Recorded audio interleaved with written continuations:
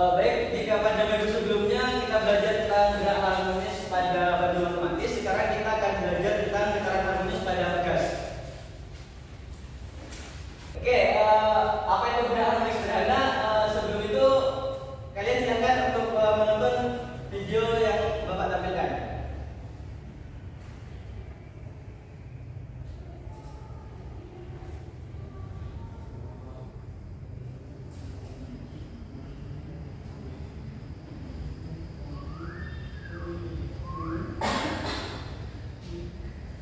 Sudah.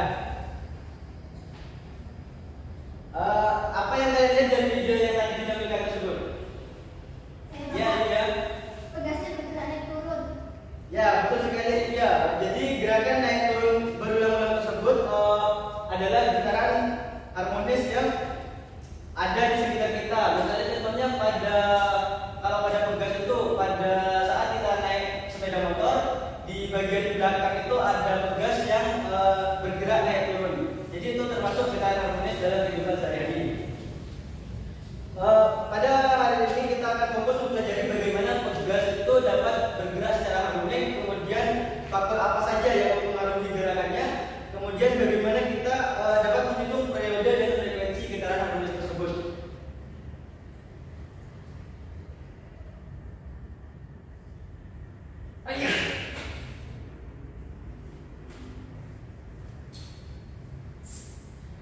Jadi tujuan pelajaran kita pada hari ini yang pertama itu siswa mampu menyebutkan faktor-faktor yang mempengaruhi besaran, periode dan frekuensi pada getaran pegas.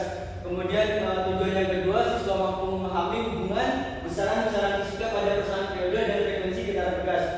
Untuk tujuan yang ketiga yaitu siswa terampil dalam menjadikan hasil analisis data hubungan konstanta pegas terhadap besar periode dan frekuensi getaran pegas dalam bentuk tabel dan juga grafik. Kemudian untuk tujuan yang keempat, siswa terampil dalam mempresentasikan hasil analisis data yang telah dilakukan di depan kelas. Jadi untuk mencapai tujuan tersebut, kita akan melakukan sebuah investigasi melalui praktikum sederhana yang kemudian nanti kalian akan dibentuk menjadi beberapa kelompok yang nantinya akan berdiskusi, kemudian melakukan praktikum dan mempresentasikan hasilnya. Apakah ada pertanyaan terkait kegiatan yang akan kita lakukan nanti? Praktikumnya nanti bagaimana, Pak? Oke, baik, untuk praktikumnya pertama-tama kita akan bentuk menjadi dua kelompok terlebih dahulu. Jadi karena ini anggotanya ada 8 orang, silakan membentuk dua kelompok. Silakan kalian bisa memilih kelompoknya masing-masing. Baik, Bapak.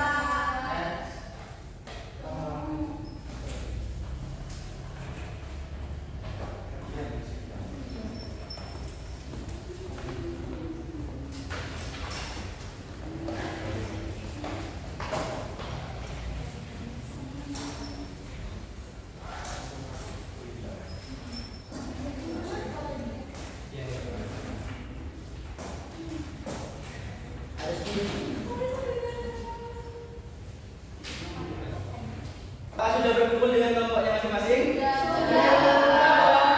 Oke, baik. Sebelum kalian melakukan praktikum, Bapak akan memberikan sedikit materi sebagai pemantiknya. Jadi materi yang akan dijelaskan itu terkait getaran harmonis sederhana pada gerakan pegas. Jadi untuk yang pertama, getaran harmonis sederhana. Untuk definisi dari getaran harmonis sederhana itu merupakan getaran yang memiliki amplitudo dan frekuensi yang konstan serta dipengaruhi oleh gaya memulih yang sebanding dengan simpangannya dan selalu mengarah ke titik setimbangnya. Kemudian untuk ciri-ciri dari gerakan harmonis sederhana seperti yang di awal sudah disebutkan oleh Alivia, itu mengalami gerak periodik atau bergerak secara berulang, kemudian memiliki titik kesetimbangan, dan yang terakhir memiliki gaya memulih yang sebanding dengan simpangannya. Untuk contoh dari gerakan harmonis sederhana ini ada getaran pada bandul atau aliran sederhana, kemudian ada juga getaran pada pegas, yang mana kegiatan pembelajaran kita pada hari ini akan berfokus pada getaran pegas tersebut. Oke, gerakan harmonis sederhana pada pegas. Yang pertama, gaya memulih. Ketika pegas diregangkan atau ditekankan dari posisi kesetimbangannya, pegas akan memberikan gaya yang cenderung mengembalikannya ke posisi kesetimbangan. Gaya ini disebut gaya memulih. Untuk visualisasinya mungkin dapat gambarkan seperti ini.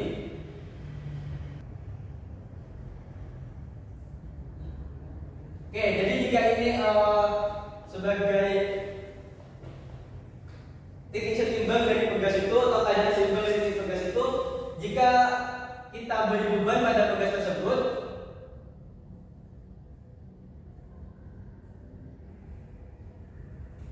maka pegas tersebut akan mengalami perenggangan, yang mana jarak perenggangan ke titik setimbang itu disebut simpangan. Kemudian setelah beban ini kita lepas, maka akan ada gaya pemulih yang berfungsi untuk mengembalikan pegas itu ke titik setimbangnya. Apa dapat dipahami? Oke, baik. Menurut hukum Hooke, besaran gaya pemulih sebanding dengan simpangan atau X dari posisi kesetimbangan dan berlawanan arah dengan simpangan tersebut. Nah, jadi jika simpangannya itu mengarah ke bawah seperti yang kita lihat sebelumnya, maka gaya pemulihnya itu akan bergerak berlawanan dengan titik setimbang tersebut dengan posisi dengan simpangannya. Menurut hukum Hooke, gaya pemulih dirumuskan sebagai berikut: Fp sama dengan min Kx, yang mana Fp ini gaya pemulih, kemudian K ini untuk setata pegas, dan X ini merupakan simpangan. Dan min ini menunjukkan bahwasanya arah gaya pemulih ini selalu berlawanan dengan arah simpangannya. Oke, yang tadi berarti. Oke, selanjutnya ada frekuensi dan periode. Jadi frekuensi itu adalah jumlah getaran yang terjadi per satuan waktu, yang satuannya itu adalah hertz atau dituliskan dengan Hz. Untuk frekuensi ini dilambangkan dengan F dan dirumuskan omega per 2pi, di mana omega-nya dari kecepatan sudut yang rumusnya akar K per M. Jadi dari omega ini kita dapatkan bahwasanya frekuensi adalah sama dengan 1 per 2pi, kemudian omega-nya kita tuliskan di belakang yaitu akar K per M. Pada yang kami? Oke, selanjutnya ada periode, di mana periode ini merupakan waktu yang dibutuhkan untuk satu kali getaran penuh dari pegas tersebut. Yang mana periode ini dilambangkan sebagai T dan dirumuskan T sama dengan 1 per frekuensi. Jadi karena frekuensi ini tadi adalah setengah pi akar K per M, maka periode ini dapat kita rumuskan menjadi 2pi akar M per K. Kenapa M-nya di atas sedangkan tadi di bawah? Karena posisinya M ini ada di bawah. Jadi sehingga jika itu berbeda ke atas, maka posisinya ditukar. Apa dapat dipahami, anak? Bisa, Bapak. Oke. Lanjut. Nah, ini merupakan rumusan masalah dari praktikum yang akan kalian lakukan. Jadi bagaimana sih hubungan massa terhadap periode dan frekuensi pada getaran pegas? Kemudian bagaimana sih hubungan massa tata pegas terhadap periode dan frekuensi getaran pegas? Sebelum itu, karena sekarang sudah berkumpul dengan kelompok masing-masing ya, Bapak akan membagikan LKPD dan alat praktikumnya. Oke, baik, Bapak akan membagikan LKPD-nya terlebih dahulu. Ini untuk kelompok 1. Ini untuk kelompok 2.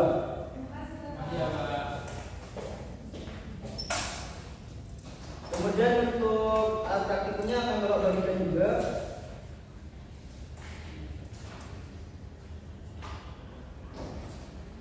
Jadi sebagaimana video yang tadi kita lihat itu ada pegas dan juga ada bebannya dan ada penyangganya. Jadi masing-masing mendapat 2 pegas dan 3 beban yang beratnya berbeda.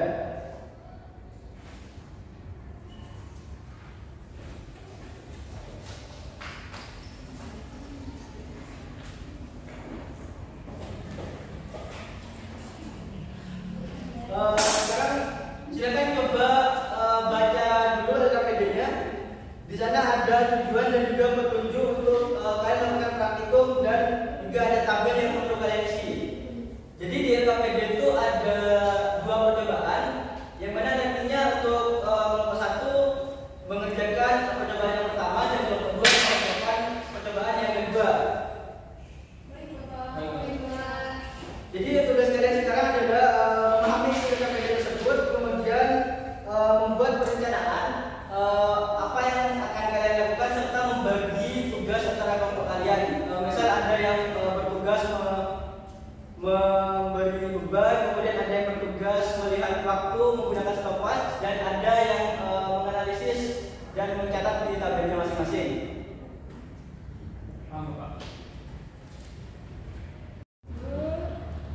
Oke, kelompok 1 bagaimana untuk perencanaannya? Apa sudah direncanakan atau ada kesulitan?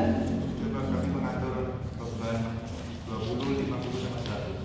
Oke, baik. Jadi jangan lupa juga ya Rizal, untuk teman-teman kelompoknya untuk mencatat dengan teliti hasil dari percobaannya nanti.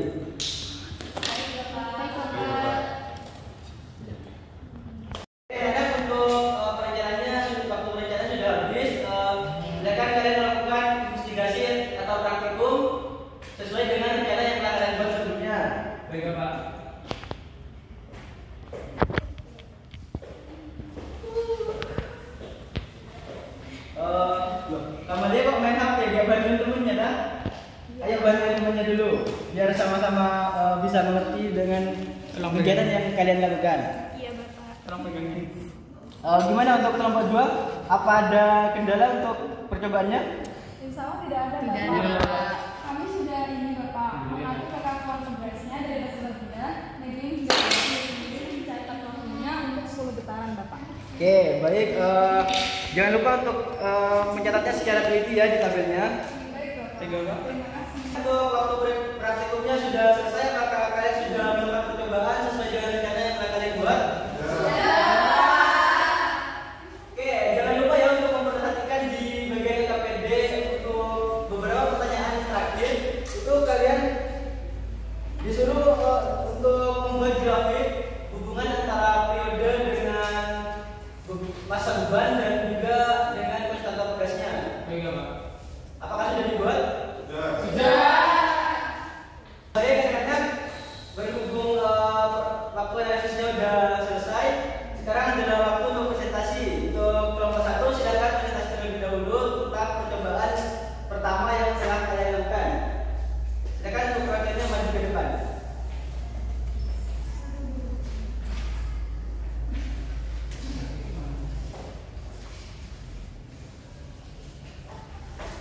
Percobaan pertama, masa beban 20 gram, bergetaran 10 waktu 2,3 second, periode 0,8, periode kuadrat 0,08, frekuensi 3,57, frekuensi kuadrat 12,76.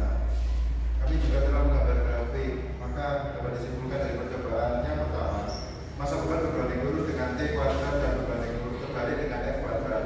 Artinya semakin besar masanya, maka periode juga semakin besar. Akan tetapi frekuensinya semakin kecil. Oke, baik. Presentasi yang sangat bagus dari kelompok 1. Untuk audiens atau kelompok 2, apakah ada pertanyaan? Saya Ya, silakan Esa. saya mau bertanya dari grafik T2 yang terhadap masa yang sudah kalian hasilkan, apakah grafiknya linear? Iya, ini ada banding lurus. Baik, terima kasih. Oke, baik. Untuk kelompok 1 bisa duduk dan bisa dilanjut untuk presentasi dari kelompok 2.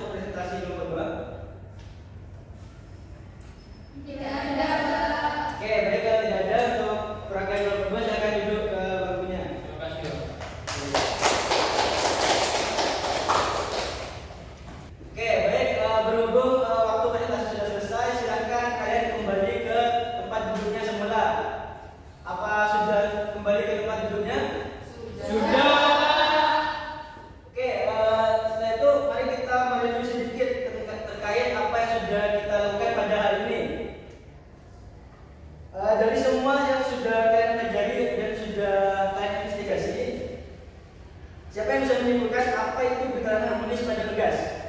Saya Bapak. Iya, Dimas silakan. Gerakan harmonis pada tugas adalah gerakan bolak-balik yang disebabkan oleh gaya memulih tugas, Pak. Oke, bagus nih Pak. Kemudian apa ada yang tahu apa saja faktor-faktor yang mempengaruhi periode osilasi tugas? Saya Bapak. Ya, Zikri silakan. Masa beban dan masalah gas, Pak. Semakin besar masa, maka periodenya semakin lama, dan semakin kaku tugasnya, maka periodenya semakin cepat, Bapak. Oke, jawabannya sangat bagus. Jadi saya rasa dari kalian sudah memahami apa yang sudah kalian presentasikan dan sudah kalian investigasi dari praktikum sebelumnya.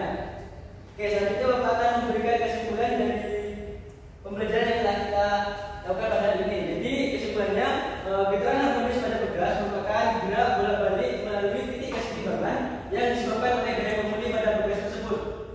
Kemudian periode dan frekuensi pada gerakan tugas dipengaruhi oleh masa beban dan konstanta pada tugas. Kemudian periode itu berbanding lurus dengan masa beban dan berbanding terbalik dengan konstanta tugasnya. Sedangkan frekuensi itu berbanding terbalik dengan masa beban dan berbanding lurus dengan konstanta tugas. Yang mana jika digambar pada grafik, untuk yang berbanding lurus akan membentuk grafik yang berwarna hitam, dan untuk grafik yang berbanding terbalik akan membentuk seperti gambar yang warna putih. Selanjutnya saya akan sedikit menanyakan bagaimana sih perasaan kalian setelah belajar pada hari ini? Apakah menyenangkan atau mudah dipahami? Senang, Bapak. Oke, baik. Saya rasa kalian menjawabnya dengan jujur. Oke, alhamdulillah karena kalian merasa senang dan seru. Selanjutnya, jika sudah tidak ada yang ingin ditanyakan lagi, Bapak akan memberikan sedikit tugas yang nantinya akan Bapak kirim melalui grup WA sebagai penguatan dari apa yang telah kalian pelajari pada hari ini. Baik, Bapak. Saya harapkan apa yang telah kita pelajari pada hari ini dapat bermanfaat bagi kita, dan semoga kalian benar-benar sudah memahami tentang apa yang ada di pelajaran pada hari ini. Untuk ketua kelas, silakan memimpin doa terlebih dahulu sebelum pelajaran berakhir. Baik, sebelum diakhiri pelajaran pada hari ini, silakan dahulu agar pembelajaran ini menjadi buka, berdoa dipersilakan.